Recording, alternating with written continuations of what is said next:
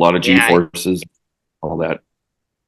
yeah, I've heard from some TA2 drivers I've interacted with that a lot of drivers in the Trans Am series like that series best just because it's less costly.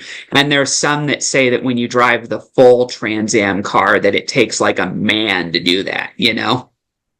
It doesn't take so much strength because, like I said, power steering and but the brake pedal. I don't know what the numbers are, but I would we're creating, at least in my car, around 500-600 pounds of brake line psi. I'm not sure what the Mhm. brake pedal strength is, but it's a lot. I'm thinking it's 150, 200 pounds for maximum braking situation, which, you can stand there and on one leg, no problem, but try doing that for an hour, very controlled with very finesse feel and a lot of strength, and do it again and again and again. And that's the trick. It's I've got a lot of background in motorcycles, and there's so much finesse and brute force built at the same time.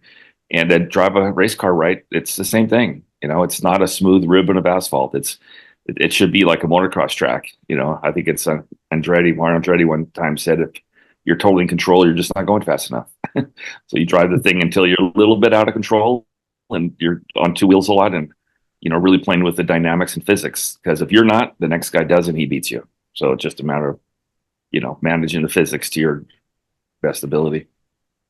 Yeah. Where are you originally from, by the way? I was born in the Midwest, but I spent a lot of time in Europe. I lived in Switzerland for a while.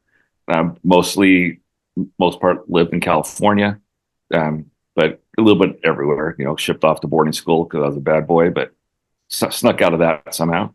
But I've been in California for the last 30 years, and this is my home, which is great. That's why I'm racing the West Coast series of Trans Am, and next year I'm hoping to go do the Eastern Series, the National Series, do some race, especially to do some street courses.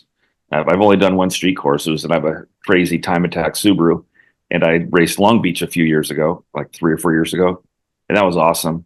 I should have won it, but I made a dumb mistake. It happens, and so I got second. But it was still a great experience, and that was with a global time attack and super lap battle, which I've got a lot of background racing time attack cars also, which is one lap wonder, completely different than these hour-long Trans Am races.